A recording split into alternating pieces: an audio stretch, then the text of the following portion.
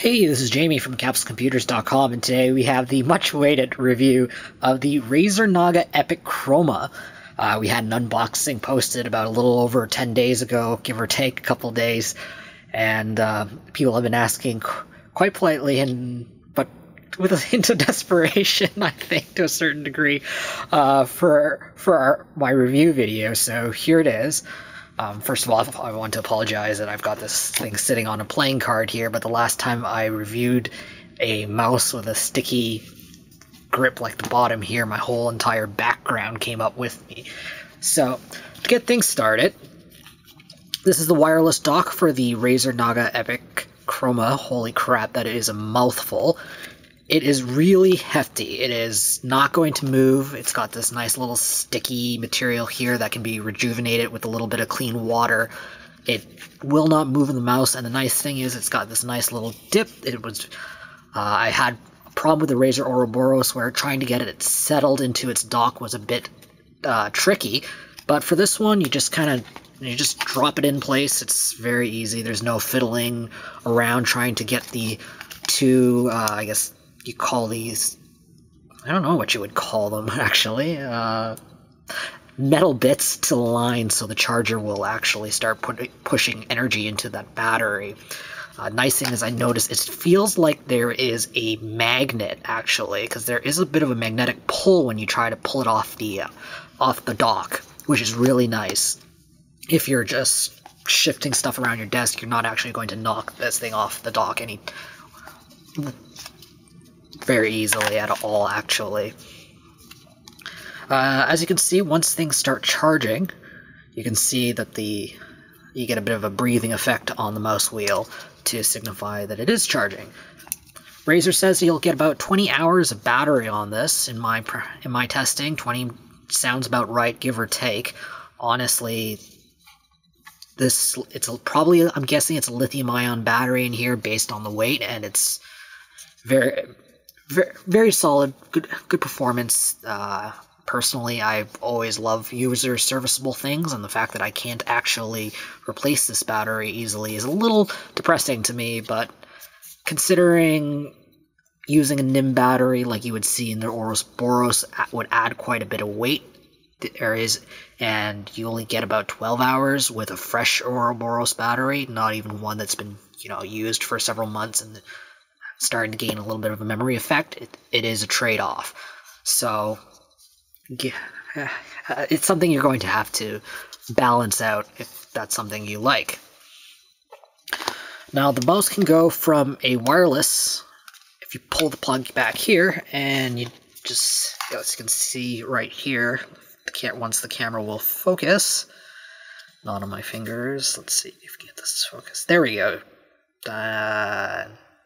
We lost it again.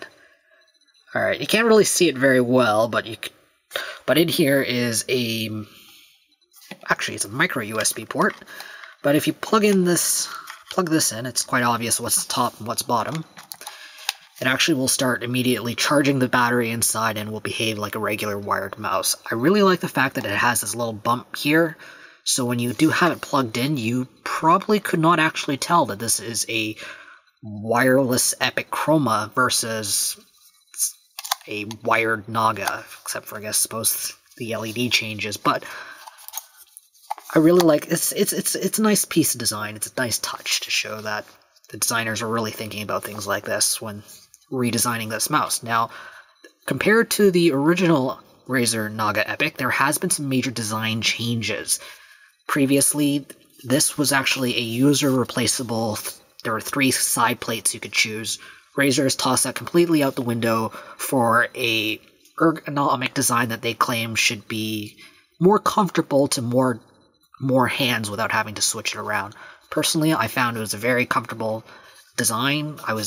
There's generous room here for your ring finger, and I really like the fact that there's this hex rubbery surface here that really does wonders for the grip.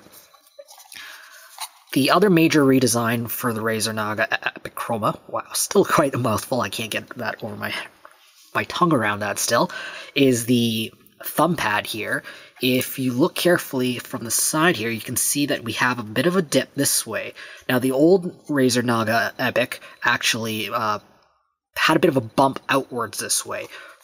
Personally, I find this one to be very comfortable, and it's very, actually, I was kind of hesitant when I first saw this mouse because I wasn't really sure how well I could navigate 12 buttons without constantly, looking at the mouse. And it turns out that once you get used to it, this one's really easy to just touch.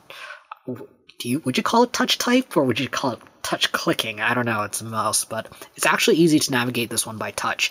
If I turn this over to the side again, you'll see that these two center buttons are actually aligned higher than the other buttons on the mouse. So it's very easy to feel these out as your home keys. And then as you can see, these buttons, these three buttons here, these three buttons here are slightly flared out this way, with the center one being the most exaggerated in the flare. So it is, as I said, very easy to navigate through with just your touch.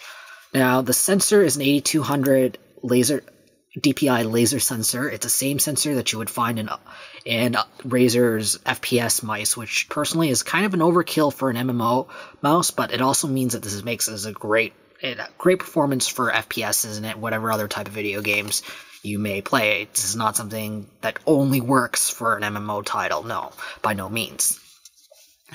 Now, the other change that they added is a side-to-side four-way mouse tilt. Personally, I'm not a huge fan of four-way mice wheels.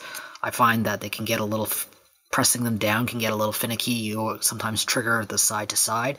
And with Razer's default bindings, it's actually kind of irritating to pop up your in-game configurator. But of course, because it is an MMO mouse, it is very easy to just rebind this thing to something a little less irritating. One thing I would note is the LED quality that they use for the Chroma is really impressive. A lot of gaming mice I find with their LEDs, when they scroll through colors, they actually have a very visible, almost a leap to it, where it just kind of flashes suddenly and it just turns into a different color. So, pardon me. As you can see, as we've been talking here, there's no fluctuation in brightness, no jumpiness.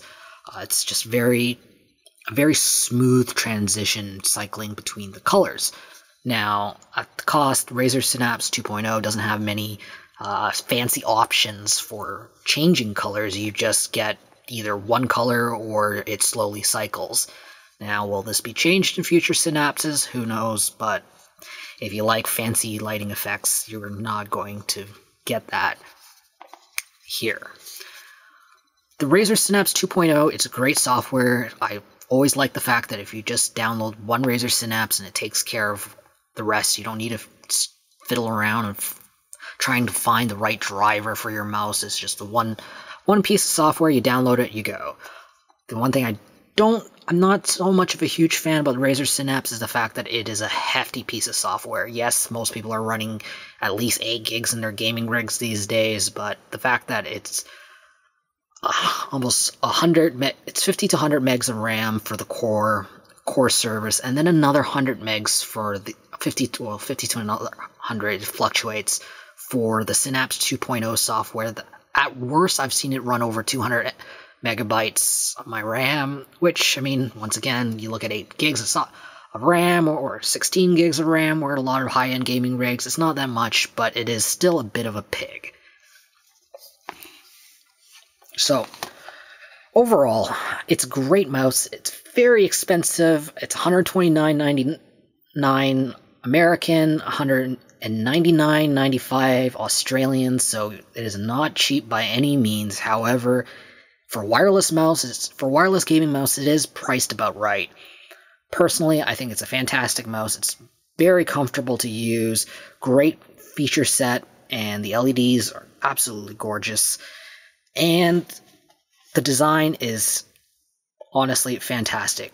Great mouse for an MMO player, and even if you're not an MMO player, you just got small hands like me and you have problems hitting all these different keys on your keyboard, and you're finally looking to just, I guess, expand the number of keys you can actually hit, then I highly recommend this mouse. I give this mouse a 9.5 out of 10 capsules. Now, if you want to check out our full written review, be sure to scroll on down to the description and you can check out our written review at capsulecomputers.com.au, or you can just check out our unboxing video and take a look at what Razer packed in with this mouse. So I'll catch you later on our next review at capsulecomputers.com.